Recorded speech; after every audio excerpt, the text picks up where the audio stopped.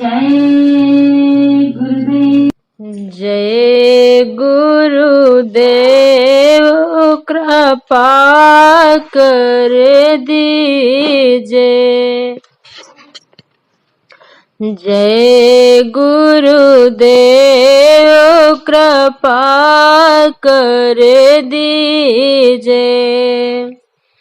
सूरत जगे पकड़ी अनहद धुनी। सूरत जगे पकड़े अनहद धुनी।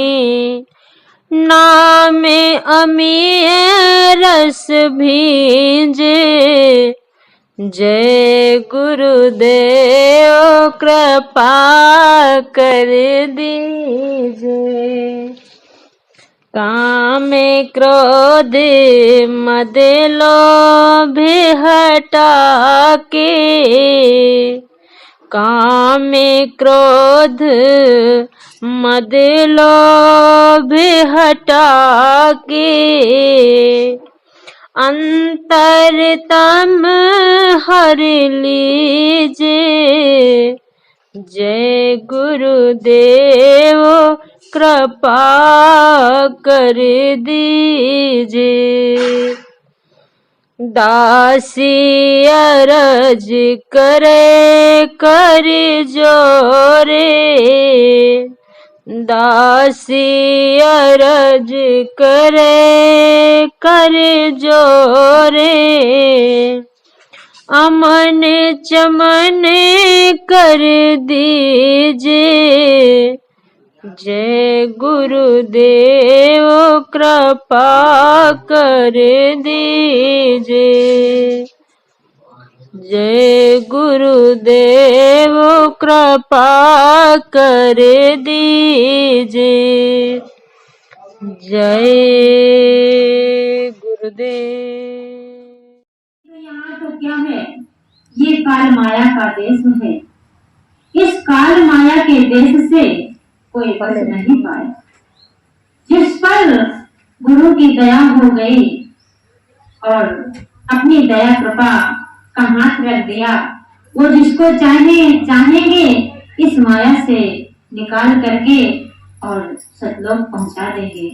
गुरु महाराज की ये दया कृपा होती है। प्रेमी भाई बहनों, इसलिए सत्संग में हमको बार बार जाना चाहिए, क्योंकि ये गृहस्थी का काम तो जीवन भर कभी नहीं छूटेगा। कहा जाता है कि जब तक ये जिंदगानी है, फुर्सत न होगी काम से, कुछ समय ऐसा निकालो, प्रेम कर लो राम से। समय निकालना पड़ता है, समय कभी निकलता नहीं है। मेरी माता बहनों, ये कर्म प्रधान देश है। इस कर्म प्रधान देश से कोई बच नहीं पाया। कर्म भूत सब जग को लागा, या से बचे न कोई जागा। कहा गया है कि कर्म प्रधान देश रच रखा। जो जस करहि सो तस फल चाखा। ये कर्म प्रधान देश है। जो जैसा करेगा वैसा ही फल भरेगा। क्योंकि ये इतिहास तो आपको मालूम होगा कि भगवान राम एक बार जब बाली को छुप करके बाण मारा था, तब भगवान राम को द्वापर युग में आकर के कृष्ण बन के उस बाली का बदला देना पड़ा। भगवान कृष्ण के पैर में पद्म चमकता था, वही बाली पहलिया बन करके आ गया और भगवान कृष्ण के पैर में तीर मार दिया। जब देखा कि उसने सोचा था कि हिरण की आंख है, तो हिरण की आंख समझ करके बाण मार दिया था। और जब देखा कि कृष्ण जी का हाथ में, दौड़ के आया, अफसोस करने लगा, अरे भगवान, मैंने आपको तीर मार दिया। तब वो कृष्ण जी समझा रहे हैं, नहीं बनिए, तूने कोई गलत नहीं किया। मैंने तुझे त्रेता में छुप करके बाण मारा था, आज तूने मुझे बाण मार दिया। ये तो कर्म प्रधान देश है, अदला बदला हो गया। जरा समझने की बात है प्रेमी भाई बहनों, जब भगवान राम को और कृष्ण को इस धरती पे आके ये अदला बदला देना पड़ा, तो हमारी आपकी कभी खैर हो सकती है? कभी नहीं। और खैर होती है इन महापुरुषों के चरणों में। जो जीव इनके महापुरुषों के चरणों में पहुंच जाता है, ये दया के सागर होते हैं, अपने जीव को उद्धार कर देते हैं, कई कई जन्मों के लगे पाप धो देते हैं। कहा है कि गुरु के दर्शन पर्सन से, पर्सन माने छूना, दर्शन माने दर्शन करना। ऐसे परम संत के दर्शन पर्सन करने से हमारे कई जन्मों के पाप कट जाते हैं। इसलिए हमें सद्गुरु की शरण हमेशा दौड़ते रहना चाहिए, पकड़ते रहना चाहिए। ये संसार के काम काजों को पकड़ेंगे तो ये तो नरकों में डुबा देंगे, और यदि सद्गुरु की शरण पकड़ लेंगे तो ये कहां से कहां पहुंचा देंगे, इस मृत्युलोक से अमर लोक पहुंचा देंगे, सत्यलोक पहुंचा देंगे, आवागमन से छुटकारा करा देंगे, जीव का तरन तारण कर देंगे, अपना दर्शन दीदार करा देंगे, अंड खंड ब्रह्मांड दिखा देंगे। अरे ये तो अनामी महाप्रभु हैं, सब कुछ दे देते हैं जीव को, सर्वस्व दे देंगे। प्रेमी भाई बहनों, यदि हम सद्गुरु के हो गए तो किसी संसार के जीव के सामने हमें हाथ फैलाने की जरूरत नहीं। ये ऐसे परम संत महादयालु हैं, यदि इन पर भरोसा कर लिया और विश्वास करके इनके बताए रास्ते पर चलने लगे तो गुरु हमारे समर्थ हैं, सर्वस्व दे देंगे, सब कुछ दे देंगे, किसी से मांगने की जरूरत नहीं पड़ेगी। प्रेमी भाई बहनों, ये बहुत बड़े सौभाग्य का दिन होता है जब संत महापुरुषों के सत्संग सुनने का शुभ अवसर प्राप्त होता है। इसलिए संत महापुरुष समझाते हैं, जय गुरुदेव। एक चेतावनी के माध्यम से बताएं आपको किस तरह संत महापुरुष आगाह करते हैं। जय गुरुदेव। लेट साधन से आप क्या साधन ना मिल पाएगा। जय गुरुदेव। जय गुरुदेव। क्या लेकर तो आया जग में, क्या लेकर तू जाएगा, सोच समझ रे मन मूरख, आखिर में पछताएगा। क्या लेकर के आया जगत में, क्या लेकर के जाएगा, सोच समझ ले मन मूरख, आखिर में पछताएगा। क्या लेकर तो आया जग में, क्या लेकर तू जाएगा, सोच समझ ले मन मूरख, आखिर में पछताएगा। क्या लेकर तू आया जग में, क्या लेकर तू जाएगा, सोच समझ ले मन मूरख, आखिर में पछताएगा।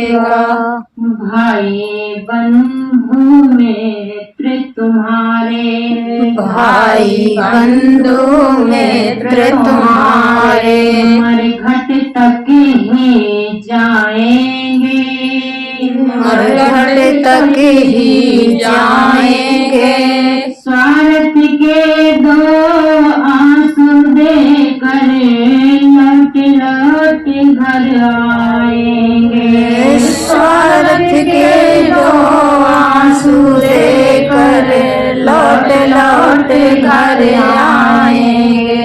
कोई न तेरे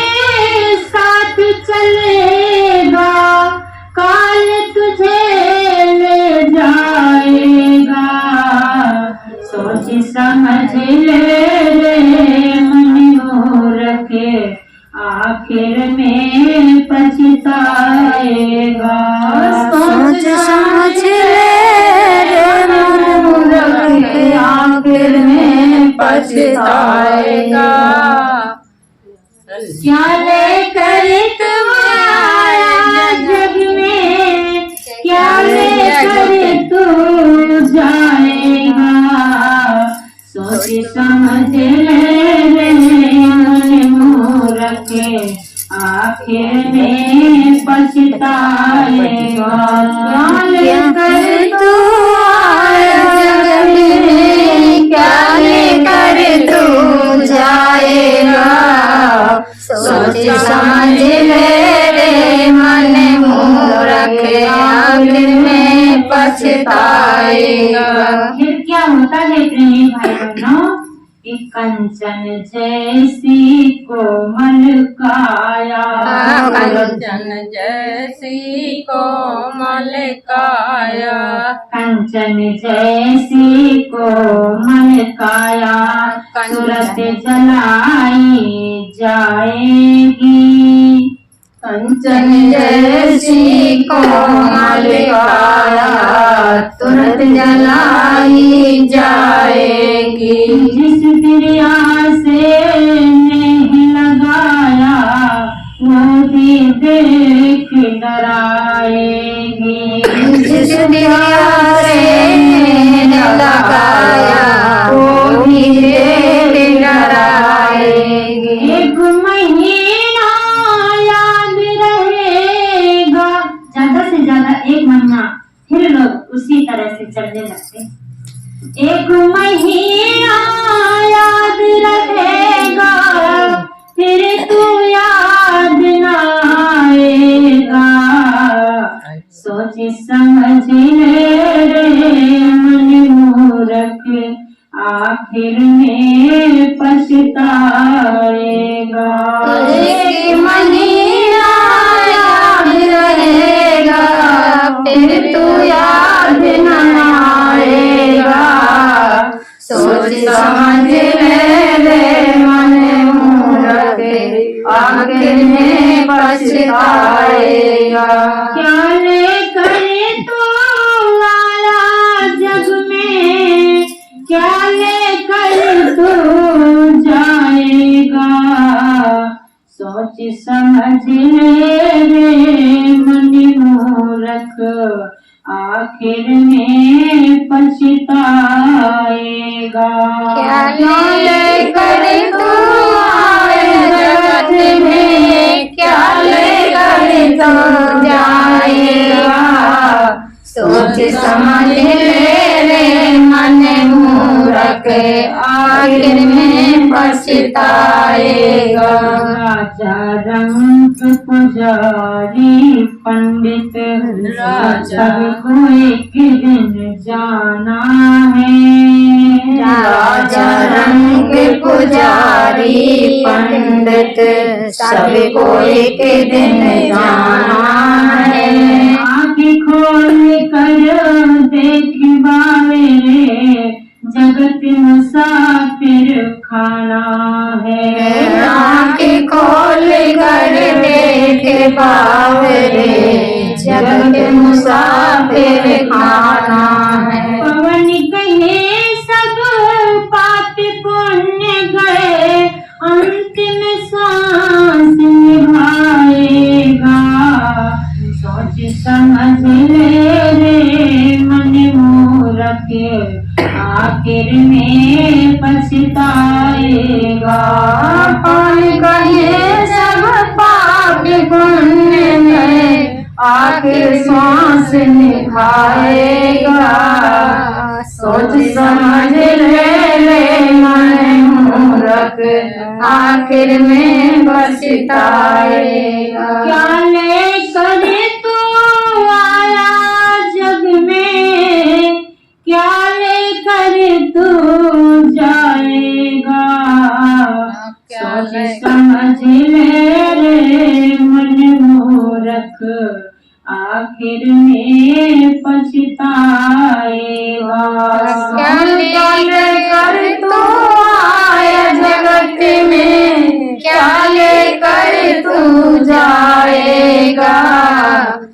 सोच समझ ले रे मन मूर्ख, आखिर में पछताएगा। इसलिए संत महापुरुष समझाते हैं कि कुछ लेकर के नहीं आए हो, खाली हाथ आए हो, खाली हाथ जाना है। और साथ क्या जाएगा? अच्छे बुरे कर्म।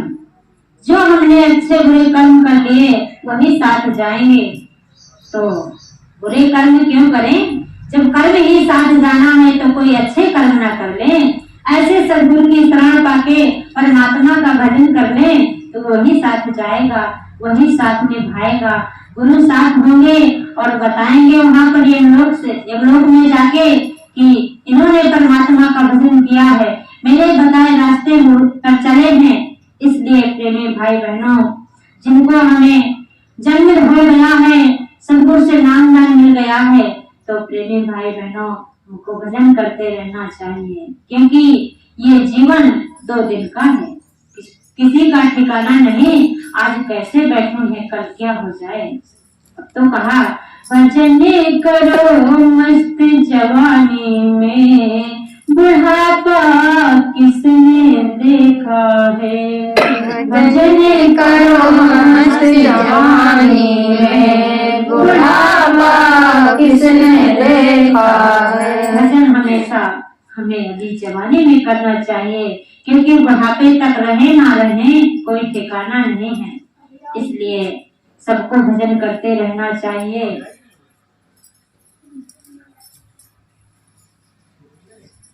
क्योंकि भजन करते रहेंगे तो कहते हैं कि सुमरन से सुख होता है, सुमरन से दुख जाए, और सुमरन से सब कुछ मिले। सुमरन करो साथ।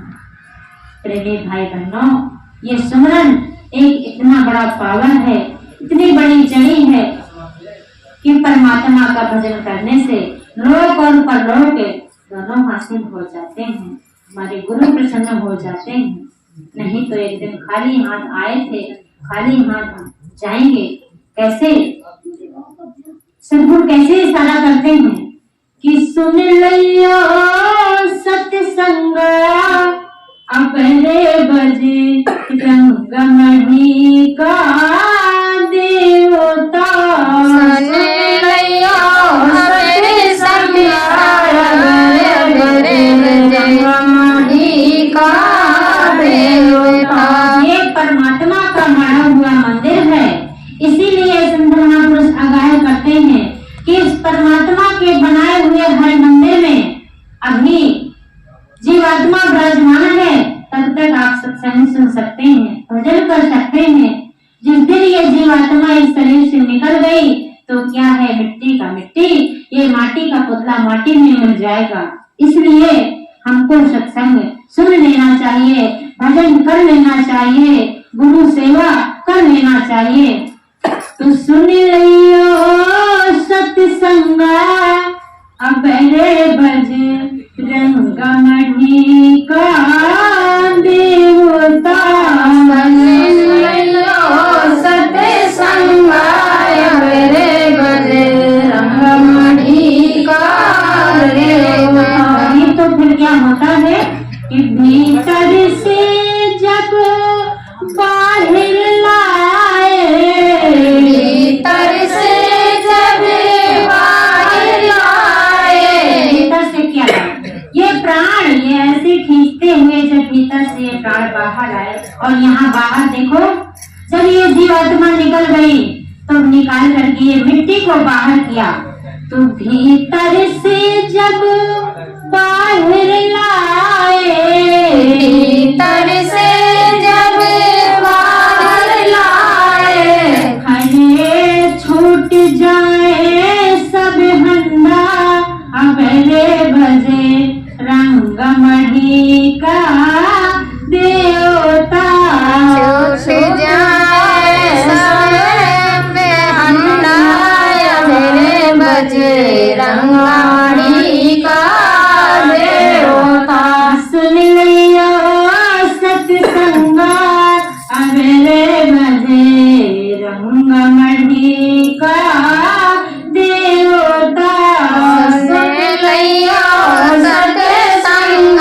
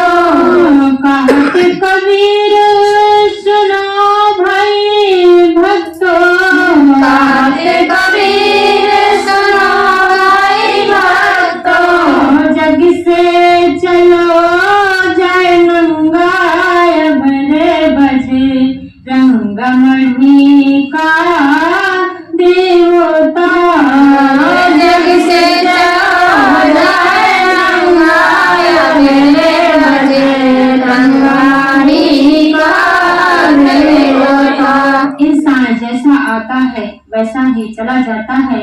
इसलिए परमात्मा का भजन कर लिया, वही हमारे साथ जाएगा। अच्छे बुरे कर्म ही साथ जाएंगे। बोलो जय गुरुदेव। जय गुरुदेव। जय।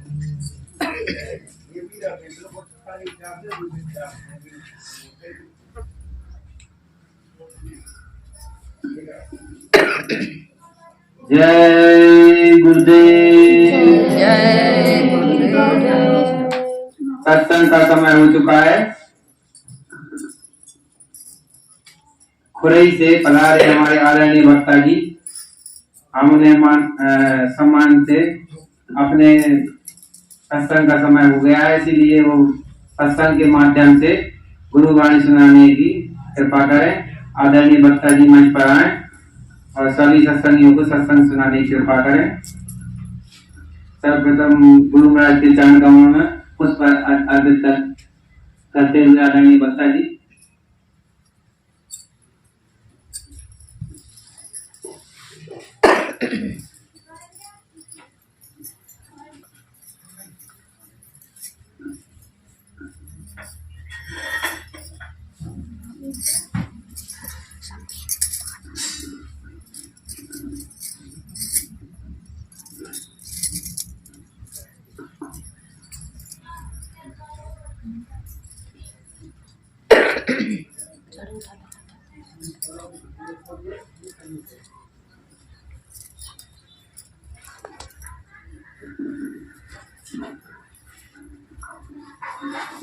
आदरणीय वक्ता जी मंच पर विराजमान होने वाले हैं, इसीलिए हमारे महोबा जिले के अध्यक्ष और साथ ही हमारे छतरपुर जिले के अध्यक्ष आए और उनका स्वागत करें। जय गुरुदेव। अरे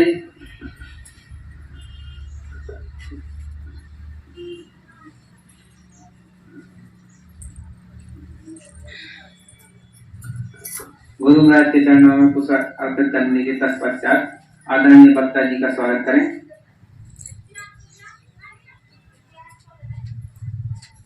हमारे महोबा जिले के अध्यक्ष आदरणीय वक्ता जी का स्वागत करते हुए तत्पश्चात छतरपुर जिले के अध्यक्ष आदरणीय वक्ता जी का स्वागत करते हुए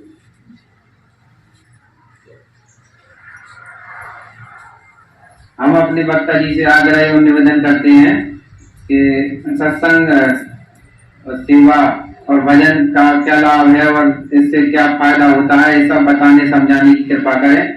आदरणीय वक्ता जी। जय गुरुदेव।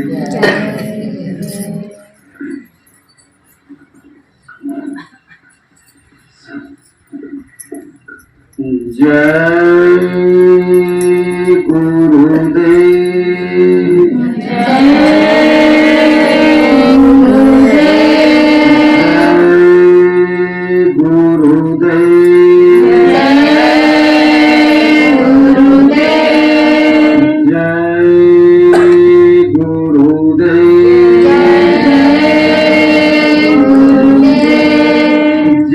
गुरुदेव नाम किसका?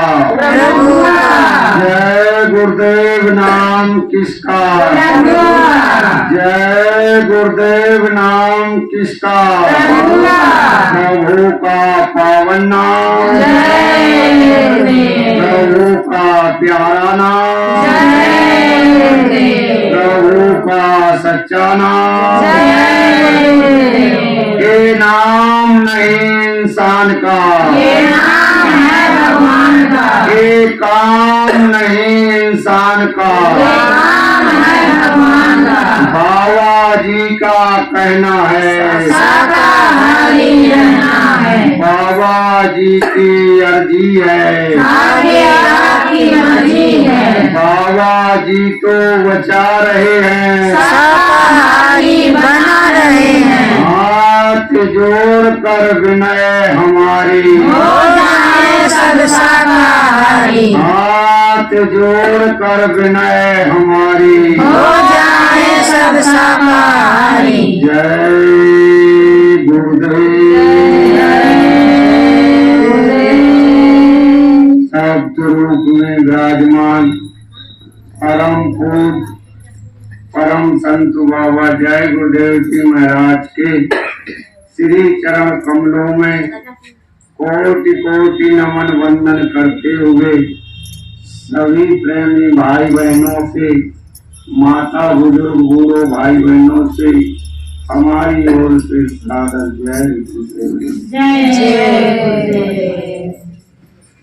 देखिए, महोबा जिले के अध्यक्ष, छतरपुर जिले के अध्यक्ष और माता बहने सभी प्रेमी भाई बहनों के आज अपार दया गुरु महाराज की हुई कि ताकि हमको आपके दर्शन का लाभ मिला। न हम तो जन्म जन्म भटकते रहते, आप लोगों के दर्शन ही न हो। पूरे गुरु महाराज की दया से आज हमको महोबा जिले में दर्शन का मौका लाभ मिल रहा। धन्य ऐसे गुरु महाराज, ऐसे गुरु महाराज के सानिध्य में हम सभी प्रेमी भाई बहन वैसे तो नामदान पा गए, यानी भाव तो हम लोगों की पड़ती, यानी नामदान होता है एक भाव। सतगुरु जब नामदान देते हैं तो भाव पड़ जाती है, यानी जीवात्मा। अब वो यहाँ रहने के काबिल तो रहेगी ही नहीं। लिखा है गोस्वामी महाराज कि सोना खाई ना लगे लोहा गुण ना खाए, वो बुरा भला गुरु भगत कबू न नरके जाए। नरक की तो हम लोगों की यानी छूट गई, नामदान देते ही बात, लेकिन 84 तो अब हम लोगों को लगी है। महाराज जी हम लोगों को जो बताते हैं कि जन्मना और मरना ये तो आपका निश्चित, ये नहीं झूठेगा। कब तक नहीं झूठेगा? जब तक हम अपने को आत्मा कबूल ना करते। अभी हम लोग अपने को शरीर कबूल करें कि हमें एक शरीर, वो जब तक हम शरीर माने रहेंगे तब तक मुक्त धोखा खा रहा है, दूसरे को नहीं किया धोखा। यानी रामचरित मानस में गोस्वामी महाराज का ईश्वर जीव नासी तन अमल से सुख राई उसी माया वसो गुसाई लोग मर कठिनाई। यानी हम ईश्वर के, हम संसार नहीं है, यानी ईश्वर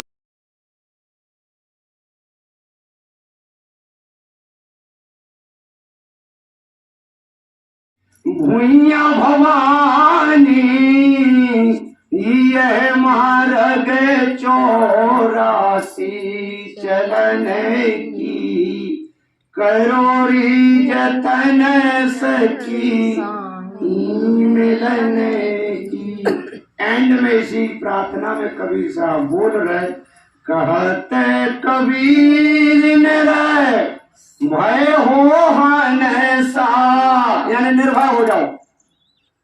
चाबी बता दूं तो ये ताला खोलने की, करोरी जतन सखी साईं मिलने की। जो हमारे आप के अंदर माया रूपी तारो डरो है, ये गुरु रूपी चाबी से खोल लो। चाबी है आपके पास, केवल खोलना है। चाबी खुलेगी, जीवात्मा भागेगी, और जब जाएगी तो श्याम उस मालिक के दरवाजे होते हुए और सीधी सतलोक अमरलोक पहुंच जाएगी। यहाँ की ये जीवात्मा नहीं, यहाँ तो इसको फंसाया गया, कैद किया गया। क्यों किया गया? अमर देश की ये जीवात्मा रहने वाली मृत्यु लोक में हम लोग हैं, यानी इस जहां हम लोग रह रहे हैं इसका नाम है मृत्यु लोक। यानी मृत्यु यानी जन्मना मरना, इसका नाम होता है मृत्यु लोक। अमर लोक वो होता जहां जन्मना नहीं वो मरना नहीं, दोनों में आप ऐसे मिलाइए। जैसे हमारी बहन जी अभी प्रार्थना बोल रहे थे कि कितने दिन घर के रोएंगे दीपेंगे, गुस्से होते 1 महीना। तो बताइए जिस देश में हम लोग 1 महीना के लाने रूबरू गावी में, यानी महाराज जी इस बात को भी घोषित कर रहे कि स्वार्थ की दुनिया में कुटुंब परिवार सब मतलब का बिना धन पास नहीं आए। यानी ये सारा कुटुंब परिवार मतलब का रहता है, माँ बच्चे पिता पुत्र जो भी इसमें हमने नाता बनाया ये सब स्वार्थ में फंसा है और कुछ नहीं है। स्वार्थ और दूसरी बात कर्म कर्जा भी हमारा आपका कर्म कर जा, कर्म कर जा। जब चुक जाएगा अपनी अपनी रास्ते से चले जाओगे। बेटा अपनी रास्ता पकड़ लेगा, पत्नी अपनी रास्ता पकड़ लेगी, माँ अपनी रास्ता, पिता अपनी रास्ता, और हमको बीच मिले बीचे में छोड़े बीचे के करता रहने। सारी चीज हमको बीच में मिली। बताइए जब हमारी जीवात्मा आई थी तो क्या साथ में लेके आई थी? केवल शरीर भी नहीं था। शरीर भी इसको नहीं मिला, शरीर मिला तो रास्ता में मिला। और जब नीचे आए तो भूम परत पर छावर पानी, तेजी वही माया लपटानी, यानी बीच में माया मिली, फिर मन मिला, फिर 10 इंद्रिय मिली, फिर इस शरीर में प्रवेश होकर के हम लोग अपनी अपनी रिश्तेदारी यहीं की यहीं, माता बहने कुटुंब परिवार मामा फूफा जो भी बनाया सब इतना ही बनाया, और इतना ही हम लोग छोड़ेंगे। साथ में कुछ नहीं जाएगा। जाएगा? जाएगा नहीं। ये शरीर नहीं जाएगा तो रिश्तेदारी क्या जाएगी? जब ये शरीर नहीं जाएगा तो क्या साथ में जाएगा? यही भजन तेरे संग चलेगा, पावेगा या राम, मन तू भजो गुरु का, केवल जाएगा तो भजन। तो हमको गृहस्थी के काम उतना करना जितने में हमारा आपका पेट पल जाए, बाकी का समय ध्यान और भजन में। तो गुरु महाराज ने कहा कि आश्रम में जहाँ भंडारा चलता है, केंद्रीय भंडारा, इसमें से एक चमटा ले आओ, चिमटा, रोटी सेकने वाला चमीटा। तो बेचारे को चमीटा दे दिया। बोले इस पर देखो कितनी जंग चढ़ी है, इसको साफ कर दो, सफाई करो। अब आदेश दिया कि चमीटा साफ करना है। अब वो खपरा निर्मा जैसे बने सो वो मांझ भी, अपन भी तो बर्तन मांझे। अब वो 2-4-6 दिन उसको चमीटा को मांझा तो वो कहीं कहीं यानी देखो सफेद कड़ाया और कहीं कहीं उस पर जंग लगी। तो कुछ दिन बाद वो फिर स्वामी जी महाराज से पूछने लगा, हुजूर हमारा वजन बिल्कुल नहीं बनता। स्वामी जी महाराज फिर समझा दे, देखो बच्चा कितना चमक गया चमीटा, देखो पहले आप खुद देखिए परीक्षा करके। जितना जितना ये चमीटा चमकत जाएगा उतना उतना तुम्हारा हृदय रूपी कटोरा चमक रहा अंदर, यानी ऐसे ही मेल अंदर में रखो, पहले वो मैल छोटा। अब वो और तेजी से मानने लगा। पूरे 32 दिन हुए, चमीटा बिल्कुल जैसे दुकान से आया था चमकने लगा, तो अंदर का कटोरा भी मन गया। और जब 33वां दिन लगा तो उसको घंटे की आवाज ऊपर से उसके कान में आ गई, तीसरे कान में। तो वो खुश हो गया। बोले गुरु महाराज आप तो आपकी दया हो गई। बोले बच्चा हमने तो वादा किया था कि 32 दिन, तो पहले आपको आदेश का पालन, चमीटा नहीं मानते तो भजन बनने के काबिल नहीं होते। तो जो हमको आदेश मिला कि गाँव गोद ले लो, तो हम लोगों को क्या करना चाहिए? ले लेना चाहिए कि यही बात है। अगर आप गाँव गोद नहीं ले रहे तो आप है तो गुरु के भगत, लेकिन वचनों में फैल है, यानी वचन नहीं मान रहे, गुरु का हुक्म नहीं मान रहे। जब हुक्म नहीं मानोगे, जैसे आपका बच्चा है और आप अगर 1 गिलास पानी मांगोगे और बच्चा अगर ना सुनेगा तो बताइए आपको कैसा लगेगा? मन फीका होगा भाई, मन फीका हो जाएगा कि बताओ हमारे लड़के से हमने पानी मांगा और इसने पानी नहीं दिया, तो बताइए मन फीका हो जाएगा। और अगर हमने कही और उसने तुरंत पानी दे दिया तो जो हमारी घर की गृहस्थी सारी बैंक बैलेंस जो भी खेती बाड़ी घर मकान है सब लड़के के नाम कर देंगे कि भाई लड़का तो ठीक है, आदेश का पालन करता है। तो हम तो उसके लड़के हैं, नामी महाप्रभु के लड़के बन गए। हुक्म बना दिया मालिक ने कि आप पहले आदेश का पालन तो करें। भाई दूसरी बात नहीं है, सुनिए, आदेश का पालन जो मन से कहा जाए उस पर हमको वचन मानना है। और जो वचन नहीं मानते, बात टाल देते हैं, तो वे धोखा खा जाते हैं, धोखा खा जाते हैं। अब धोखा कैसे खाते हैं? देखिए गुजरात के एक सेठ जी थे। अब सेठ जी स्वामी जी महाराज का काफिला दक्षिण भारत की ओर निकल रहा था। स्वामी जी महाराज ने कहा, अरे सेठ जी 50,000 रुपया भेज दो सेवा।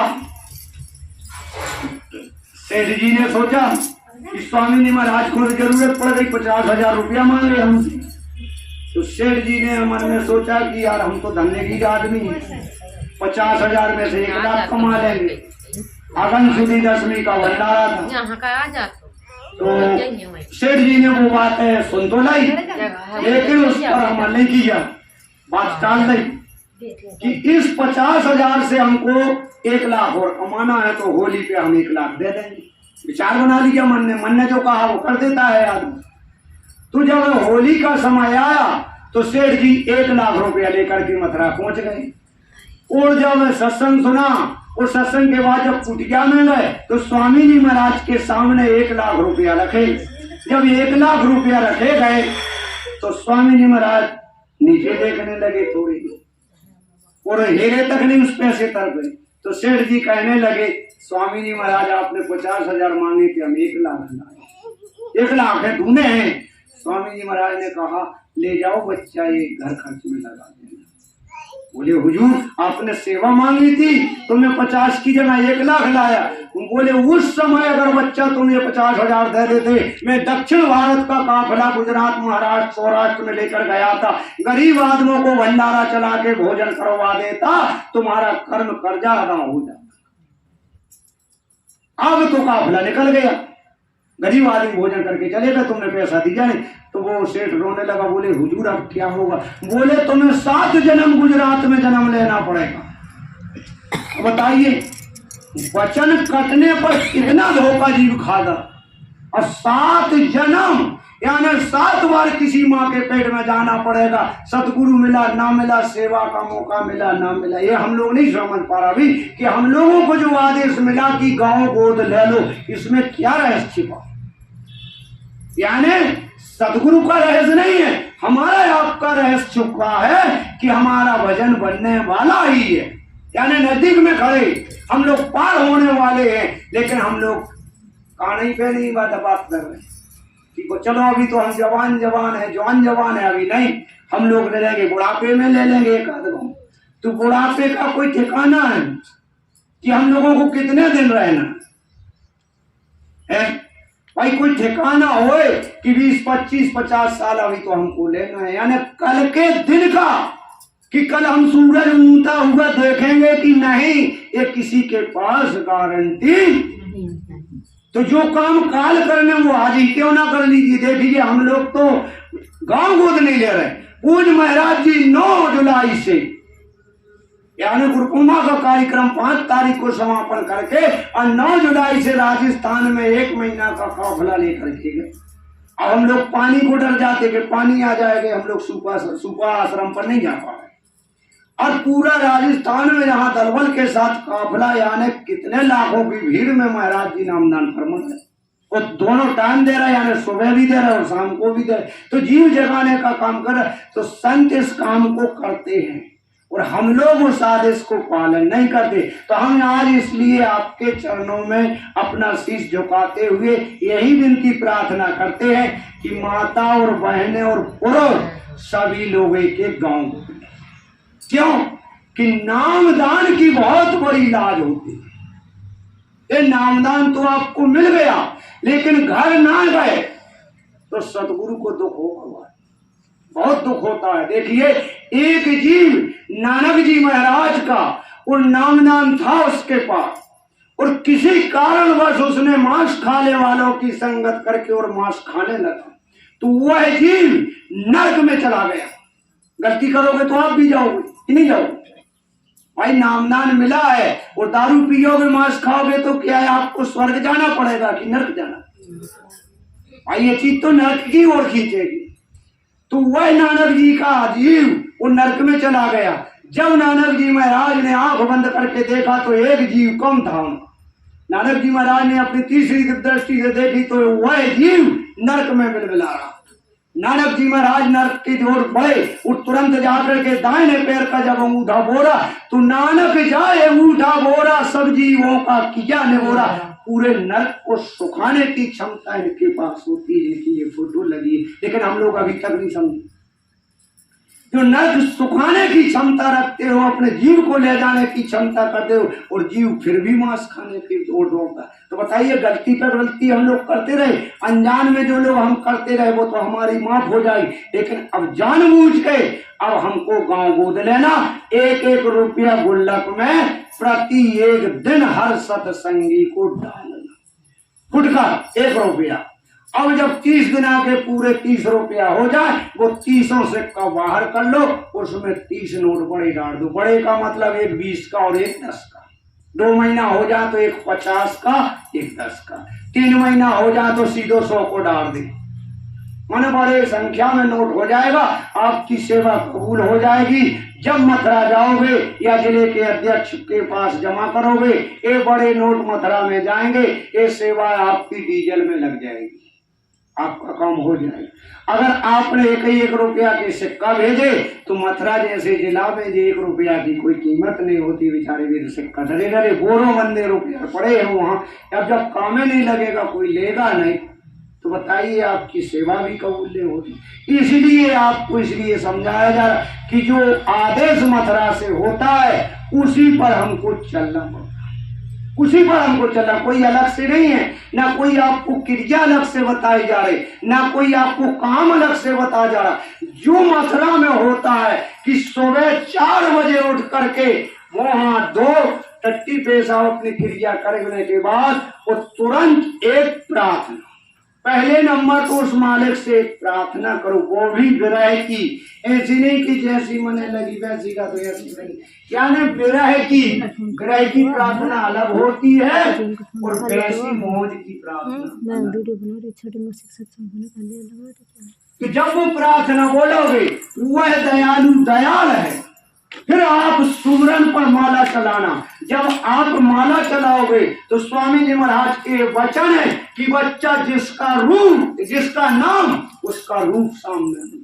अब ये नहीं कि माला हम किसकी कर रहे हैं और रूप हमारे सामने नहीं, तो सुमरन नहीं है। नाना जी वाला नंबर, जिसका नाम हम ले रहे हैं हर गुड़िया पे, हर दाने पर, उसका रूप सामने हमारी दोनों आंखों के बीचों बीच में होना चाहिए कि हम किसका नाम ले रहे हैं। अगर गुरुदेव की माला कर रहा है, पहली माला जय गुरुदेव की है, तो ये रूप होना और ये भी होने चाहिए सामने। आप बोलिए, जिस समय पूज्य स्वामी जी महाराज नाम लेते थे, 2 माइक कसे लिफ्ट वाली पर बैठ के नाम फरमा, यानी 2 माइक संग खसे हैं मंच पर। उस रूप का इससे प्रार्थना पढ़िए, क्या लिखा, गुरु मोहे अपना रूप दिखाओ, वो रूप दिखाओ अंदर में जिस वक्त आपने हमको नामदान दिया। अब बाकी तो फोटो है, हर किस्म की है। स्वामी महाराज की कोई खड़े में डरी, कोई बैठे में फोटो डरी, तो कोई कुर्सी पर बैठ के डरी, ये तो फोटो है। लेकिन जो असली फोटो तुम्हारे अंदर डरी है, जवई नाम हृदय धरो, यानी जिस समय नाम दान देते हैं तो गुरु महाराज आपके दाएं बगल बैठते हैं, अंग संग हो जाते हैं, दूर नहीं है। अब हमको दिख नहीं रहे, लेकिन है हमारे साथ। मेरा सतगुरु सदा सहाई, ना आवे ना जाई, और वो नासी पुरुष है सब घट दरिया समय। सब घट में बैठो है वो सतगुरु, अब हमको दिख नहीं रहा, केवल दिख नहीं रहा। तो अब जब जिसका नाम है उसका रूप याद करिए। अगर जय गुरुदेव की माला करे तो जय गुरुदेव का रूप सामने होना चाहिए। फिर 5 नामों की एक माला, तो एक दाने पर 5 नाम लोगे, 5 के अलग नाम, इकट्ठे तो है।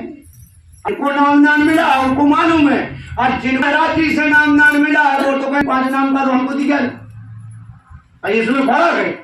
तो महाराज जी की बात आप समझिए, क्या कहते कि नए जीवों के लिए स्वामी जी महाराज की दया से सरल किया गया, नए के लिए किया गया, पुरानों के लिए तो नहीं कर सकते। पुराने अगर सोचे कि हम नया नाम ना ले, एक ही माला जो 8 नामों पे चलेगी, इसका सुमरन करेंगे, तो ना पुराना रहेगा ना आपका नया रहेगा, तो इसे आप विफल हो जाओ। इसलिए जिनको 5 नाम का नामदान मिला है, तो पहली माला जय गुरुदेव की, और दूसरी माला 5 नाम की, और तीसरी माला पहले नाम की, और चौथी माला दूसरे नाम की। इसी प्रकार तीसरे, चौथे, 5वें 5 नाम की अलग अलग, और 7 माला करवे के बाद एंड में आखिरी माला फिर जय गुरुदेव की। तो जिनका नाम उसका रूप सब। जब आपका इस विधि से आप सुमरन करोगे, धीरे से माला छोड़ देना, धीरे से माला वहीं रख देना। फिर आप अंतर में अपनी दृष्टि को एकाग्र करना, यानी हिलना डुलना नहीं चाहिए। महाराज जी कैसे कैसे हम लोगों को समझा रहा है कि बच्चा किसी के बारे में मत सोचना, ये मन भागेगा। अगर किसी के बारे में आप सोचोगे तो ध्यान नहीं बनेगा, हमें सोचने ही नहीं है। अगर बने तो मन ही मन जय गुरुदेव नाम सुमरत रहो, और ना बने तो कुछ ना सुमरो, खाली आपको बैठना है और सीधे दूर देखना, बहुत दूर देखना, बहुत दृष्टि लंबी फेंकना है अंदर में, और बाहर की आंख बंद करना। जितनी दूर दृष्टि फेंकोगे तो महाराज जी ने आपको पॉइंट बताया, एक निशान बताया कि काले में काला तिल मिले, काले में काला। और जब काले तिल पर आपकी दृष्टि रुक जाएगी तो वह तिल फट जाएगा, यानी ब्रह्मांड खुल जाएगा। उसी में से आपको दरवाजा है, उसी से आपको गुजरना है। अब बताइए कितनी बात सरल है, लेकिन हम लोगों को सारी चीज मालूम होते हुए, और हम लोग अगर सावन सोमवार आ जाए तो जल चढ़ा के चले जाए, जैसे आज क्या है सोमवार, आज तो मंगल है। मतलब ये बात इसलिए कही जा रही कि 5 नाम के नामदानी, और अब सावन सोमवार नहीं छोड़े। बताइए कितनी पूछता है, हम लोगों की यह पूछता कि नहीं है, यानी 5 नाम का नाम लेकर सतलोक जाने का रिजर्वेशन हमारी गाड़ी में है। बताइए जिस गाड़ी का, जिस सीट का जिसका रिजर्वेशन होता है, अगर वो सवारी उस सीट पर ना बैठे तो वो सीट खाली चली जाएगी मथुरा दिल्ली तक, कोई नहीं बैठेगा। क्यों कि टिकट दूसरे का है, रिजर्वेशन दूसरे का है। तो बताइए हम लोग रिजर्वेशन यानी टिकट वाले और सतलोक के लिए तैयार नहीं हो रहे, लौट के 84 की ओर बढ़ रहे। तो ये बात इसलिए कही जा रही, कोई बुरा भला ना माने कि देखो सावन सोमवार की बात करता है। अब जो सामने बात होती है सत्य को तो कोई डरेगा नहीं, हमने झूठी तो कोई बात कही नहीं, ठीक है। भाई आप लोग करती हो एक, इसलिए कही जा रही कि आप लोग नामदानी हैं। नामदानी को तो जितना समय मिले फ्री टाइम बैठे उसी समय सर बंद कर लो, यानी कपड़ा बंद डाल लो, ध्यान पर बैठ जाओ, कान में उंगल के डाल लो, भजन कर लो। खेत में निदाई कर रहे अगर 5 मिनट का मौका मिल गया वहां भजन कर लो, ये लाभ हो जाएगा, नुकसान नहीं होगा। लेकिन अगर हम लोग मंदिर जा रहे हैं, मस्जिद जा रहा है, कहीं अंतरी जा रहा है, कहीं देवी देवता के जा रहा है, गंगा में डुबकी मारने जा रहा है, तो बताइए समय भी बर्बाद है। मैं किसी की कटाई करने तो बैठा, लेकिन सत्य क्या है, सत्य पर आपने चलिए। गुरु कहे जगत सब अंधा, कोई कहे न घट की संधा, बाहर मुख भर में सारे अंतर घट शब्द न धारे। जो अंतर में घट में शब्द गुजर रहा, उस शब्द को हम लोग पकड़ते नहीं, और बाहर की ओर हम लोग दौड़ते हैं। भाई बाहर दौड़ेंगे क्या पाएंगे, अंतर में चलना सीखो। आपको कहीं बाहर भरने की कोई भी महाराज ने बताई नहीं कि आप नहा धो के भजन पर बैठिए, कि आप कोई पैसा चढ़ाइए, कि फूल अगरबत्ती चढ़ाइए। कहा कोई दिशा बताई हो कि पूरब दिशा या पश्चिम दिशा या उत्तर दिशा या दक्षिण। यहाँ तक गुरु महाराज ने छूट दिया कि आपको अगर 5 दिन की बीमारी लगी है तो स्नान नहीं करना, भोजन नहीं बनाना, लेकिन सुमरन ध्यान भजन करते रहना। ये गुरु महाराज की हुक्म है। आपको उस बीमारी में भी भजन माला नहीं छोड़ना। तो बताइए कितने दयालु हैं हम लोगों के। तो घर में अगर कोई मर जाए, खत्म हो जाए, भैया सूतक लग गई, सो हमारे मंदिर भी जाए। बताइए अगर जन्म ले जाए तो सूतक, मर जाए तो सूतक, दोनों की सूतक मानते, अब मंदिर नहीं जाएंगे। अब बताइए भगवान के लिए तो हर काम नहीं होता। भगवान तो तुम्हारे अंदर बैठा है, भाई भगवान तो तुम्हारे अंदर बैठा है। तेरे पूजन को भगवान बना मन मंदिर आलीशान। तुम्हारे अंदर इस मंदिर को बनाने वाला कौन कारीगर हो, कैसी रचना से उसने बनाया है। करता ने काया रची जुग जुग जगत विस्तार, और सार दियो विसराय के अब घर घर करत पुकार। जिस कर्ता ने ये 9 महीना रचना करके इस मूर्त को रची होगी, क्या वो छोटा मोटा कारीगर हो। यहाँ कोई मकान बनाता है या मंदिर बनाता है तो हम कहते बहुत ऊंचा मिस्त्री है। अगर कोई ट्रैक्टर बना देवे, ट्राली बना देवे, बोनी मशीन बना दे तो बहुत ऊंचा मिस्त्री है। कोई ईंट बनाने वाला वो भी मिस्त्री है। अरे तेंदू के पत्ता की बीड़ी बना देते हो तो वो भी मिस्त्री है। लेकिन जिस कारीगर ने हम लोगों को बना के भेजा है, क्या वो कोई कमजोर कारीगर होगा। मसाला इसमें क्या लगा, जैसे प्रजापत होता है तो प्रजा पर जब माटी को मचाता है तो चाहे वो खपरा बना दे दो, चाहे वो घरिया बना दे, माटी तो एक ही प्रजापति ने बनाई कि दूसरे ने बनाई। तो इसमें घरिया और खपरा को तो नाम पड़ गया, यानी औरत और मर्द का नाम पड़ा, लेकिन चित जल पावक रस गगन समीरा, वो 5 तत्व से रचो शरीर। 5 तत्व आप में, 5 तत्व हम में, बताइए क्या बड़ा है।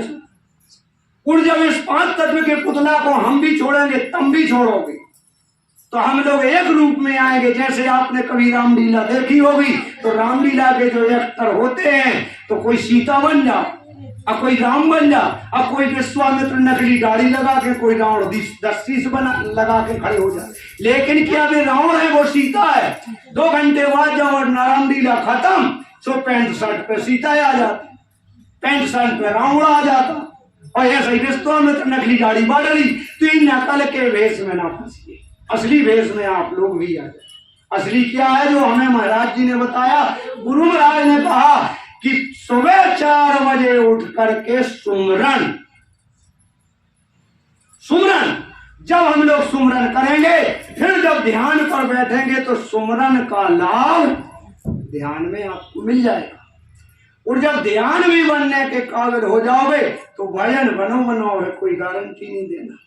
लेकिन पहले आदेश का पालन करना पड़ेगा आपको, कि आदेश का पालन ना करें और हमारा सुमरन भी बन जाए, और ध्यान भी बन जाए, और भजन भी बन जाए। जैसे भोजन बन जाए, थाली सामने है, कोरा टोलने न पड़े, मुराउने न पड़े, और सीधो पेट भर जाते हैं, सोने होते हैं।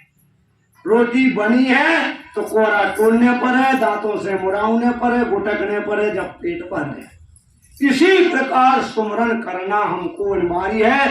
ध्यान हमारा बनेगा, 1 दिन नहीं बनेगा, 2 दिन नहीं बनेगा, 15 दिन नहीं बनेगा। जब हम नियम से मन को कंट्रोल करके, मन से आप गारंटी, क्योंकि दुश्मनी तो आपकी हो ही नहीं, हर जीव की मन से दुश्मनी ढली। जैसे बाजू वाले मोहल्ला में पड़ोसी का झगड़ा हो जाए, दुश्मनी हो जाती, एक दूसरे से नहीं बोलते हैं, होता कि नहीं होता। अगर किसी की किसी से दुश्मनी हो जाए तो बैर बांध लेते हैं, यानी बोला चाल बंद। लेकिन जिनसे नामदान मिला है, तो मन हमारा बैरी बन गया, अब वह भजन करने नहीं देगा। तो जब मन से हम लोगों ने मोल लड़ाई ले ही ली है, नामदान मिल गया, तो इन मन को मारो। अगर मन कह रहा हो कि नहीं 8 घंटा बैठेंगे, तो आप सुरत का काम करिए कि 1 घंटा बैठा रहेंगे, मन आधा घंटा नहीं, अब 1 घंटा, और 1 घंटा में नहीं मानोगे तो 2 घंटा, अब 2 में नहीं मानोगे तो 12 घंटे की पूरी रात हमारे रूम में। भाई रात में क्या काम करना, कुछ नहीं। भाई दिन में तो खेती बाड़ी, किसानी, मजदूरी, नौकरी पेशा का काम करना, ये तो हमको पेट पालना। लेकिन रात में भोजन बनाने के बाद इस मन से लड़ाई लड़िए पहले हम। अब आप कहाँ जाओगे, सुबह 6 बजे दिन उंगेगा, तब तक मैं भजन में बैठा दूंगा, ये हार जाएगा और हारना पड़ेगा। जिन्होंने मार मन डाला उन्हीं को सूरमा पहना। जिनने मन को मार दिया उसी का भजन बना, और जिनने मन नहीं मारा, तो मन के कहे चलो मत कोई, लक्ष्य ना देखो कोई, वो मित्र न जानो बैरी पूरा, गुरु चरणों पे डार है दूरा। एक ना एक दिन आपको ऐसे खाई खंडक में पटकेगा कि ना यहाँ की रहोगे ना यहाँ की रहोगे, क्योंकि ये मन है, काल का वकील है, काल का एजेंट है। रामचरितमानस में इसको लिखा गया, बिन पग चले सुने बिन काना, कर बिन कर्म करें विधि नाना, आनंद सहित विषय रस भोगी, बिन वाणी बता बढ़ जोगी। इसके हाथ पैर नहीं है मन के, लेकिन बड़े बड़े काम करा देता है, यानी बड़े बड़े काम करा देता। देखिए स्वामी जी महाराज सुनाया करते थे कि एक महात्मा जी चले आ रहे, तो एक गांव से गुजरे महात्मा जी, तो वहाँ कुछ लोगों की भीड़ इकट्ठी थी। तो महात्मा जी से पूछने लगे गांव वाले कि महात्मा जी आप क्या काम करते हो, क्यों आए इस गांव। तो महात्मा जी ने कहा कि मैं सबका हिसाब करता हूँ। बोले क्या हिसाब करते हो।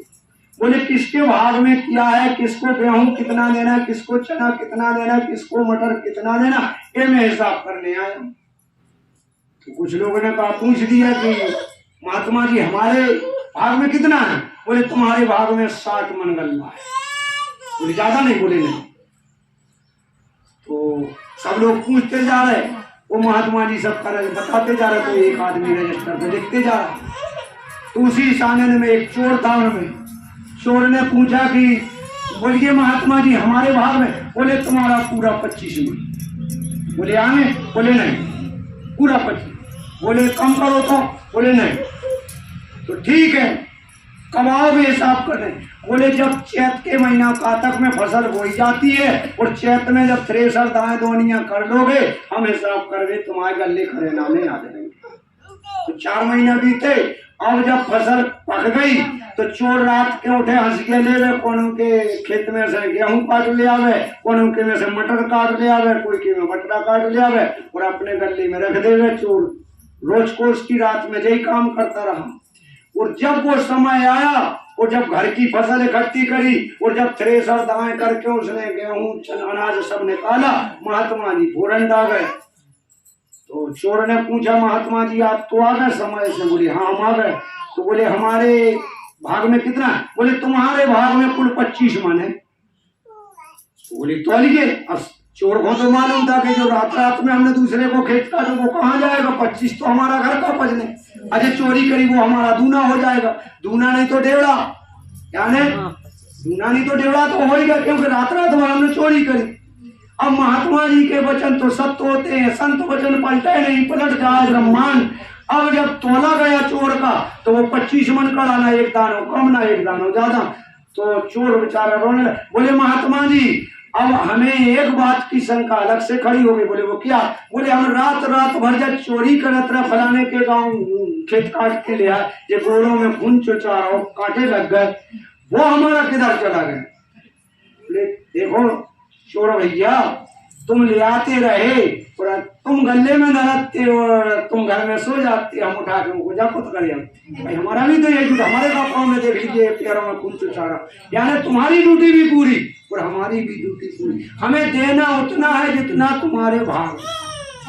मन का धन कितना कर लो आप, चाहे झूठ बोल लो, चाहे चोरी कर लो, चाहे कुछ, जिसको जितना मिलना है वो वही उतना ही रहेगा। चोर बेचारा रोने लगा। बोले महात्मा जी ये पैरों में खून कर रहा है इसका क्या हुआ?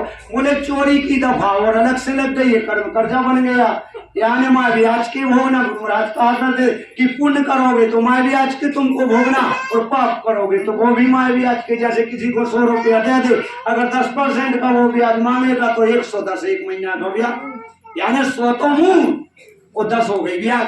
अब 110 हो गए तो अगर 100 पाप आपने करे हैं तो 10 होगा ब्याज के, 110 पाप आप ही को भोगना।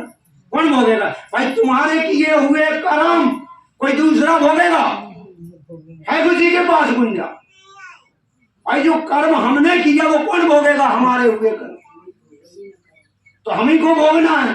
तो क्यों ना ये वजन इसी समय में काटी जाए, आज ही काटी जाए। कल पर हम लोग क्यों टाल रहे कि कल करेंगे परसों करेंगे? अगर बीच में हंसा उड़ गया, शरीर छूट गया तो बताइए फिर हम लोग क्या करेंगे? ये तो गठरी बजा की तो बनी जाएगी। देखो ये तो स्वामी जी महाराज बड़ा प्यारा दृष्टांत सुनाते थे कि एक चोर था और चोरी करता था। तो एक महात्मा जी उसी रास्ते से गुजरे और जब उस रास्ता से गुजर के आए तो चोर का तो काम था कि 2-3 डंडा जमाए और अपने लूट लेते थे। तो महात्मा जी के पास पीतल का कमंडल था और चमीटा था और कुछ था नहीं। तो चोर के जब सामने वो महात्मा जी आए तो चोर खड़ा हो गया लठ लेकर के।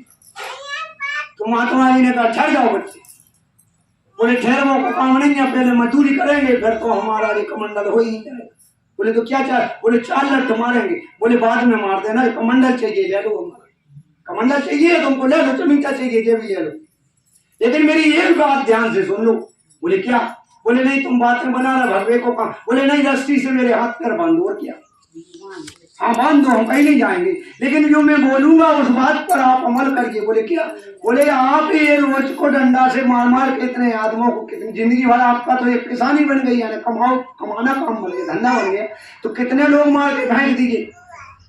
आप घर जाइए यार, वो घरवाली से और बच्चों से पूछिए कि भाई क्या पुण्य में सो जाओगे पाप में सोई सो? जवाब दे देंगे भाई जितने ने मार के फेंक रहे हो ये पाप का काम है कि नहीं है? भाई एक चोर डंडा से दिन में 10 आदमी रास्ता में मार रहा तो 10 हत्याएं करेगा वो कौन भोगेगा? और कमाई करके घरे ले जा रहे, मोड़ी मोड़ा औरत को पाल रहे। तो महात्मा ने कहा कि आप घर जाइए, इनसे पूछ के आइए कि आप पुण्य में सोच हो कि पाप में भी सोच हो।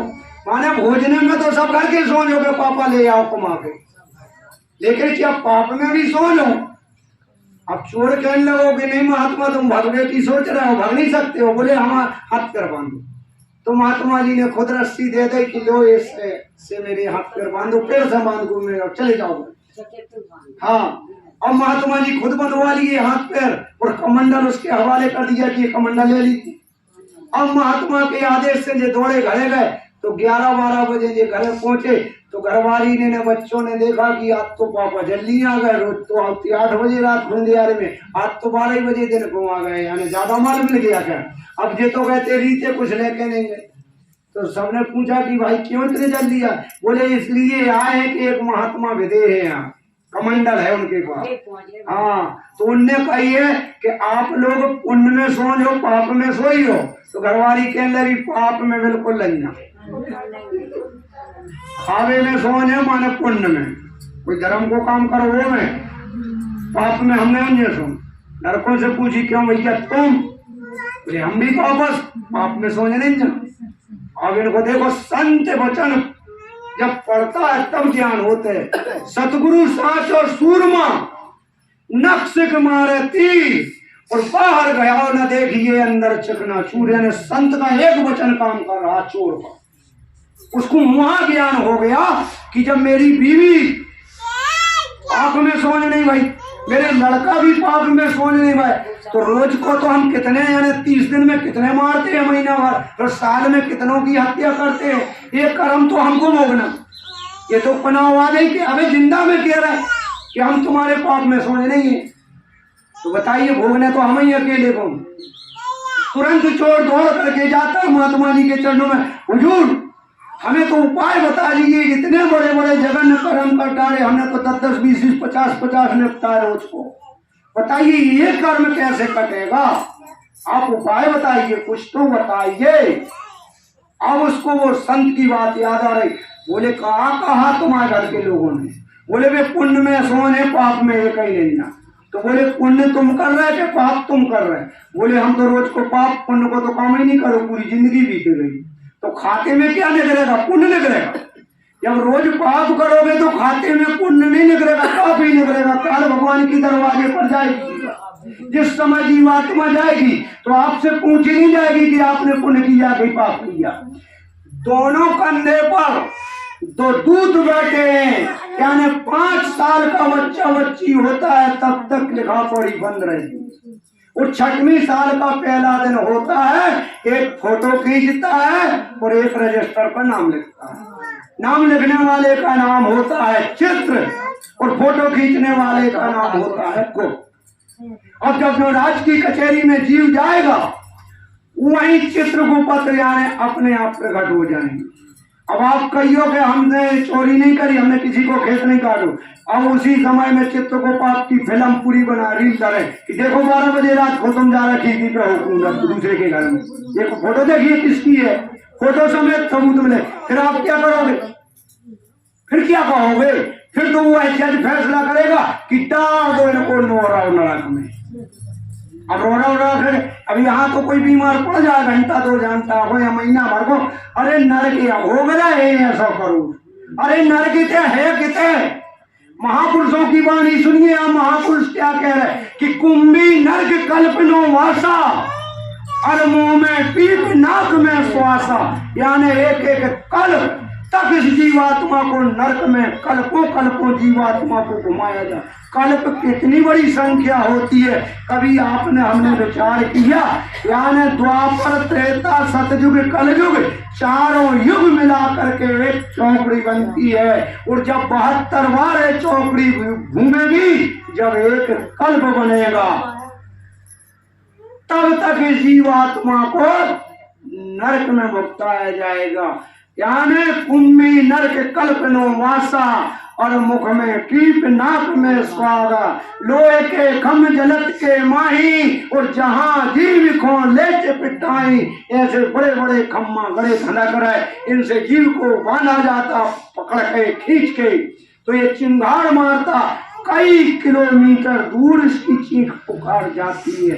वहां ना किसी की पत्नी जाएगी, ना किसी का बाप जाएगा, और ना किसी के बच्चे जाएंगे, कोई साथ नहीं।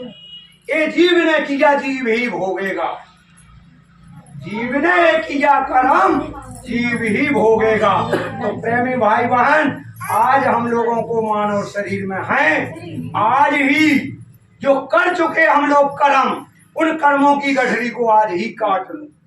संसार के काम एक प्रकार से कम हो जाए, चल जाएगा। अगर जायदाद माया ना कमाई जाए, चल जाएगा। लेकिन अगर भजन से चूक गए तो कितने दिन के लिए और कितने जन्मों के लिए चूक रहे। ज्यों फल भूमि गिरे बहुर न लागे डार, और मानुष जन्म की मौज मिले ना दूजी बार।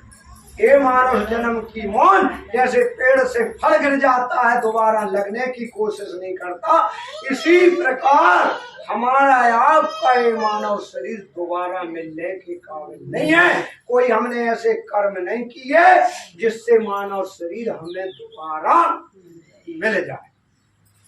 हमारे पुण्य नहीं हो रहे। अगर पुण्य हमारे होते तो हमको दोबारा इस शरीर के बारे में ज्ञान हो जाता कि नहीं, हमें दोबारा मिल सकता है। लेकिन इतना जरूर है कि महापुरुष जो आपके सामने फोटो लगी है, अगर इनकी दया और कृपा हो जाए तो जरूर आपको दोबारा किसी सत्संगी के घर में जन्म दिलवा के, मानव शरीर दिलवा के, भजन करा के निज घर पहुंचा दे। देखिए, हमारे राष्ट्रीय उपदेशक बार बार इस बात को रिपीट करते हैं कि नानक जी महाराज अफगानिस्तान और पाकिस्तान के बीच में जिला लाहौर लगा, लाहौर जिले में काफिला लेकर के गए थे। तो नानक जी महाराज का सत्संग चल रहा था। एक बहुत बड़ा आदमी सेठ और नानक जी महाराज के सानिध्य में पहुंचे। नानक जी महाराज से अर्ज किया, हुजूर आपकी दया और कृपा हो जाए तो मेरी तपस्या में चरण पड़ जाए, मैं काफिला वालों का पूरा स्वागत भोजन करूंगा। नानक जी महाराज संत दयालु होते हैं। नानक जी महाराज ने कहा, ठीक है सेठ जी, कल शाम के 5 बजे का भोजन भंडारा तुम्हारे दरवाजे का होगा, समय कल। ठीक है, सेठ जी बड़े खुश हो गए कि कल हमारे घर काफिला आना है। तो बड़ी खुशी सेठ जी को हो गई। नानक जी महाराज ने नामदान सत्संग दिया है जहां पर कार्यक्रम चल रहा था।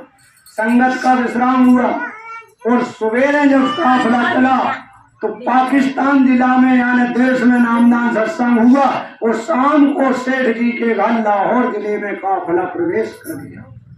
जब सेठ जी के घर काफिला पहुंचता है तो सेठ जी को भारी अपार खुशी हो गई। और आपको भी ये खुशी होती है जिस दिन पूज्य महाराज जी आपके सूपा आश्रम पर पग धरेंगे तो आप लोगों की खुशी का ठिकाना ही नहीं रहेगा। ये तो गुरु महाराज की दया है, संतों की महिमा है।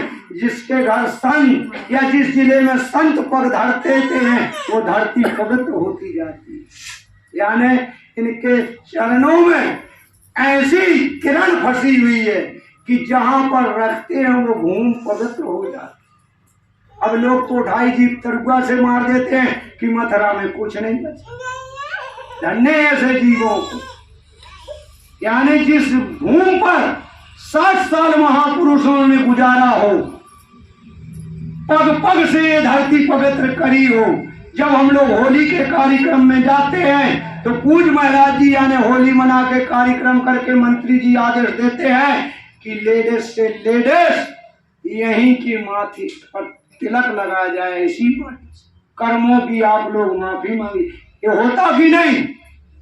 तो उस मिट्टी में कुछ होता होगा।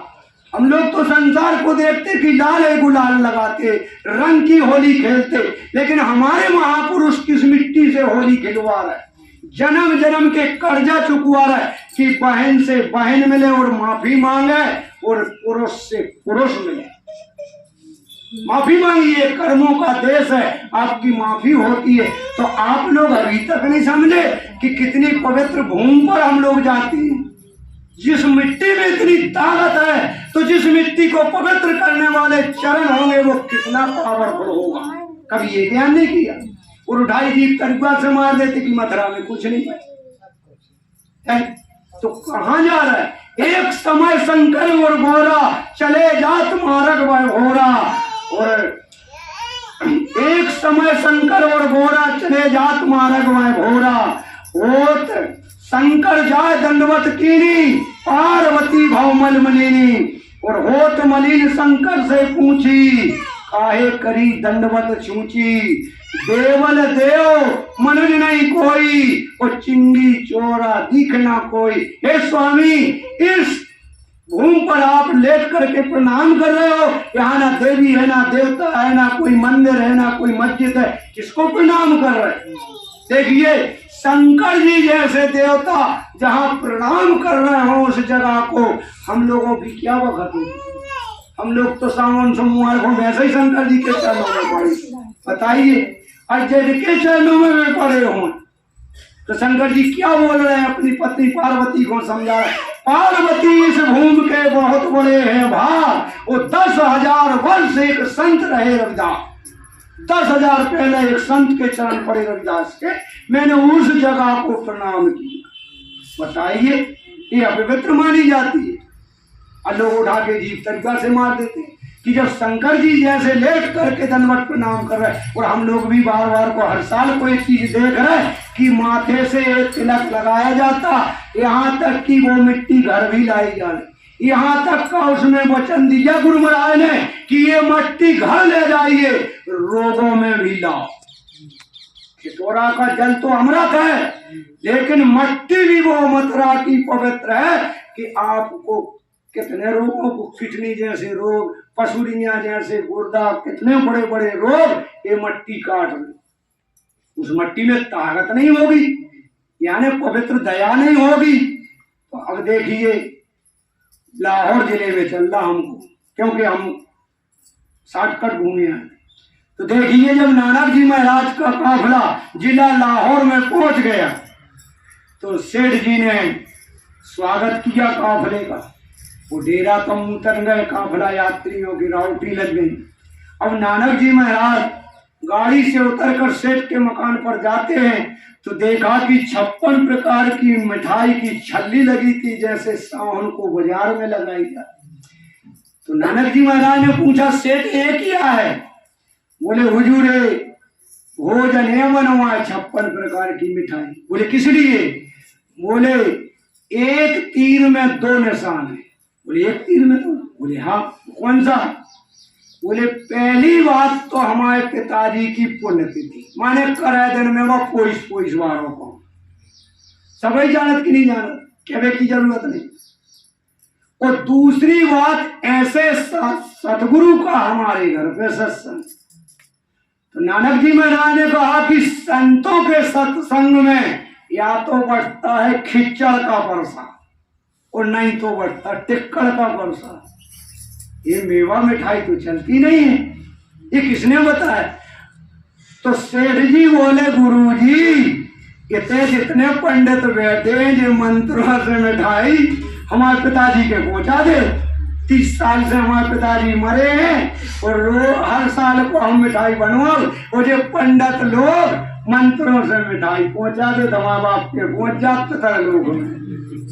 नानक जी महाराज को हंसी आ गई कि बड़ी अच्छी बात कर रहे सेठ जी, तो कहाँ पर हो तुम्हारे पिताजी? पूछ के पंडितों से। अब ये तो गैर पंडितों ने देखी नहीं, अगर देखी हो तो वो सत्य बता देंगे कि कहाँ है तुम्हारे। अब संत की तो तीसरी आंख खुली होती है, महापुरुष तो त्रिकालदर्शी होते हैं, समर्थ होते हैं।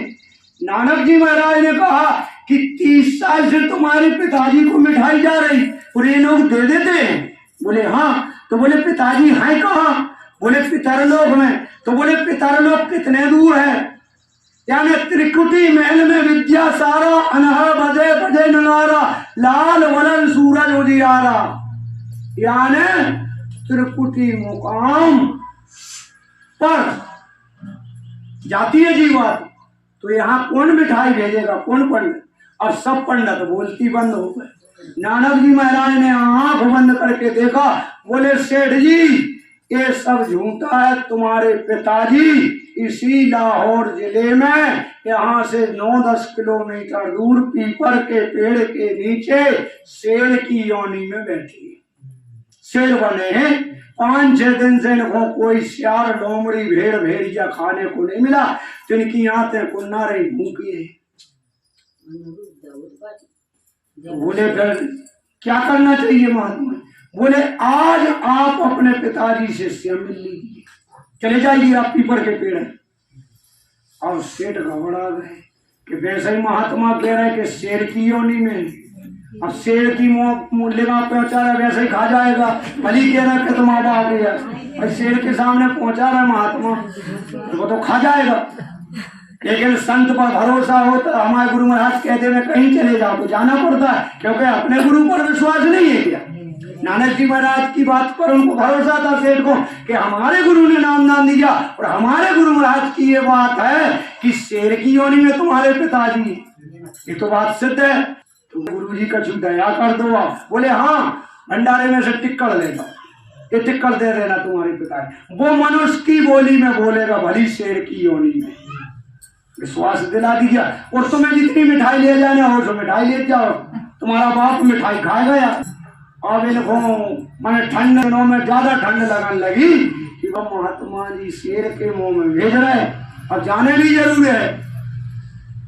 लेकिन महात्मा जी ने वचन दिया कि शेर तुमसे नहीं माने नहीं पटाएगा, नहीं लौटे नहीं, तुम्हें कोई नुकसान नहीं करेगा। वो मनुष्य की योनि में बोलने लगे, है शेर की योनि में, जाइए आप जाइए निडर होकर के। हाँ, तो सेठ जी जा रहे हैं, 56 प्रकार की मिठाई ले ली, छोटा में पानी भर लो, महाराज को टिक्कड़ ले लो, और जाते हैं तो 9-10 किलोमीटर जब डूबने जा रहा वहां तक रुखड़ियों में शेर दुखा था। और जब मनुष्य पहुंचता है तो शेर की नाक में वास पहुंच जाती है मनुष्य की। ये मनुष्य बसाता है, यानी नुकीले जानवर को बसाता है, वो फ्रंट बास में। और हम लोगों को भी तो बसाते है। अगर हींग बारो बेचने वालों आ जाए तो हींग सूंघने नहीं पड़ा, बिना कहीं गंदगी डरी हो, यानी ढोर भेड़ भैंस मरी हो, तो हम लोगों को सूंघने की जरूरत नहीं पड़े। हम लोग भी तो नुकीले जानवर है नहीं। तो नानक जी महाराज ने जब भेजा तो सेठ जी चले जा रहे, पीपल के पेड़ के पास पहुंचे तो शेर झाड़ियों में से कूद के आ गया। तो नानक जी महाराज ने देखा कि अब ये छोड़ेगा नहीं, ये तो अब खाएगा। सोचे आते सो घबरा के गिर गए तो इनकी दतोरी बन गई। शेर आओ तो कुत्ते कहीं आने खड़ा हो गया, कोई नुकसान नहीं। शेर बैठ। अब जब सेठ जी की मूर्छा भगी तो सेठ जी देखा इस कुत्ते की तरह बैठा है, जरूर महात्मा की बात में दम से पटा के खा जातो। लेकिन इसने जब मान नहीं किया तो जरूर हमारे महाराज की बात में कोई दम है। तब तक शेर उपत के बोला, बेटा भूख लगी है, कुछ खाना ले आया। शेर बोला मनुष्य की आवाज। तो सेठ ने कहा शेर तो हम बोलने वाला है, लेकिन ये तो मनुष्य की बोली बोल रहा, ये तो मनुष्य है। और बेटा कहा तो माने बाप निश्चित है, जब बेटा कहेगा तो बाप निश्चित है। बोले पिताजी हमें डर लग रहा हो तुम्हें देख के। बोले नहीं बेटे घबराओ नहीं, मैं तुम्हें कोई नहीं कुछ बुलाए। बोले हाँ पिताजी लाए। तो बोले दे दो। तो इनने वो 56 प्रकार की मिठाई दे दी। अब शेर मिठाई खाने वाला नहीं, शेर मांस खाने वाला। शेर के भोजन है मांस और मनुष्य के भोजन है मिठाई। लेकिन शेर ने वो मिठाई खाई, पानी पिया। बाद में वो गुरु महाराज का टिक्कड़ आश्रम का जो काफिले यात्रियों के द्वारा था, तो वो टिक्कड़ भी शेर ने खाया।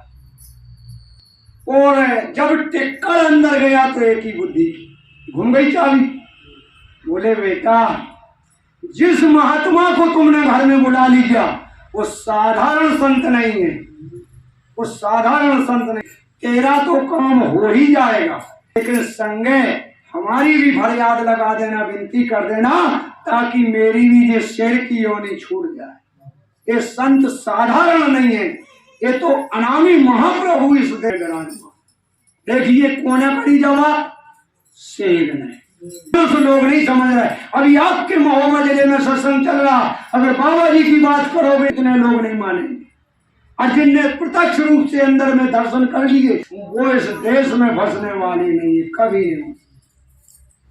तो देखिए जब सेठ जी को सारा वचन मिल गया शेर के द्वारा कि ये साधारण संत नहीं है, इनामी महाप्रभु है, आपने चरण पकड़ लिया, ये छोड़ने वाले नहीं। लेकिन बेटा हमारी भी फरियाद लगा देना ताकि मेरी भी 84 कट जाए। शेर की योनि में, मानुष की योनि में आने वाला नहीं हूँ, क्योंकि मेरे कर्म गए, मैं 84 में चला गया। अब सेठ जी और बाप बेटा वो बात हुई, शेर की योनि में पिता और बेटा सेठ की योनि में, माने मनुष्य की योनि में बाप बेटा की करवा देते महात्मा। जब बात हो गई और भोजन करा है, रोम रोम बात हुई और अपने हाथ से खाना है, बताइए विश्वास होगा कि नहीं। और पंडित बेचारे 30 साल से मंत्रों से भेज रहा है, मिठाई घरे ले जा रहा है और पिताजी को कछू नहीं दे रहे। अब इतिहास को आप स्वयं समझिए कि सत्य कहाँ है। अरे जियत बाप से दंगा में दंगा भरे बाप पहुंचा में गंगा, और जियत बाप से पूछी ने बात और मरे बाप को पिंडा भात। यानी कंगों को बाप बना के पोइस पोइस करके आ रहा है और जिंदा में घरे चिल्ला रहा है, बेचारे बेटा एक लोटा पानी दे। बताइए हमें तो कोई सेवा नहीं कर रहा बाप, बताइए। और मरे में कंगों को गुआरा कह रहे आपकी सेवाएं कर रहे, वो सबकी सेवा कबूल हो जाएगी। तो देखिए अब सेठ जी वापस सारे बाप बेटा मिलकर के गुरु महाराज के चरणों में, नानक जी महाराज के चरणों में सेठ जी झुक जाते हैं। बोले हुजूर सत्य को सिद्ध तो आज आपने करके दिखाया, जो बाप बेटा का मिलन करा दिया है आपने। हम अपने हाथ से भोजन करा के आए अपने पिता को, अपने हाथ से भोजन करे शेर की योनि में। लेकिन सेठ गुरु महाराज इतनी दया कर कि हमारे पिताजी की ये 84 कट जाए। गुरु महाराज हंसने लगे, कहने लगे देखो सेठ जी, अगर ये उद्धार ना करना होता जीवात्मा का तो काफिले का हम टिक्कर ना देते तुम्हारे। अब देखिए आप लोग बात पकड़िए, काफिले का टिक्कर यानी संत के छिला हुआ प्रसाद ना भेजते। बोले गुरुजी वो कैसे होगा? बोले आज से कुल 3 दिन बीतेंगे तुम्हारे पिता के, चौथे दिन तालाब में पानी पीने जाएगा और अचके जी मर जाएगा। जब तक 84 से कहा नरदेही में पुल लेना, यानी 84 से सकाल के मानव शरीर दिलवा देते। हमने अभी बात किया था कि हमारे आपके कोई ऐसे पुण्य नहीं है कि दोबारा मानव शरीर मिल जाए। है क्या हमारा कोई पुण्य? यानी भजन कर नहीं रहे, सुमरन कर नहीं रहे, ध्यान बन नहीं रहा, गुरु महाराज का आदेश आ जाए कि भाई ये काम करना, गांव गोद ले, आदेश आ गया, है कि नहीं? लेकिन कितने लोग ले रहे, तो तुम जानो और गुरु जी जाने, क्योंकि हम की परीक्षा लेने तो आए नहीं। लेकिन हम तो आप लोगों से विनती करने आए हैं, आए चरणों में हमारा शीश रख के विनती मांग रहे, भीख मांग रहे कि आप लोग एक एक गांव गोद ले लो। नहीं लोगे तो अपनी आत्मा को धोखा दे रहा, दूसरे को धोखा बिल्कुल नहीं, अपने की आत्मा को धोखा दे रहा है। तो आप लोग एक एक गांव गोद ले, रोज नियम से जाते रहो, जितने लोगों को बने समझाते रहो। आप ज्यादा बुढ़े हो तो गुरु महाराज का ये भी हुक्म है कि आप जाने के काबिल नहीं हो तो 100-200 रुपया देके एक ऑटो हो जाए, उसमें 4 लोग सत्संग ले जाए जाके दोबारे कि भैया तुम हमारे गांव में प्रचार कर आओ, पैसा आपका लगेगा, ऑटो आपकी तरफ से जाएगी, लेकिन गांव तुम्हारा रहेगा, सेवा तुम्हारी ही लगेगी, आत्मा तुम्हारी का। अब जब सेठ जी आए, उस सेठ जी ने कहा गुरु महाराज हमारे पिताजी का भी उद्धार कर दीजिए। बोले चौथे तुम्हारा बाप मर जाएगा। हाँ शेर यानी तालाब में पानी पीने जाएगा और एक खाएगा चारों पैर से तो मर जाएगा। आगे इनको विश्वास हो गया कि चौथे दिन ढूंढ में जाने तालाब में। चौथे दिन जब गए तो वास्तव में एक चारों पैर से शेर खचा, हाँ मरा गया, खड़ा नहीं का, लेकिन खची हुई इसकी लाश मिल गई। तो सेठ को विश्वास हो गया कि गुरु महाराज के कड़ में दम है। दम है, क्योंकि 84 काट देने वाली चीज है और मानव शरीर में भर्ती कर देने वाली चीज है। आपने कहीं कहीं कैस्टों में देखा होगा, हमारे स्वामी जी महाराज आपके बीच में जो फोटो लगी है, यानी पचमढ़ी बंदरों को चना खिला, यानी अपने हाथ कैसे देखी होगी। अभी रांची राजस्थान में मारगढ़ जिला, मारगढ़ किला अपने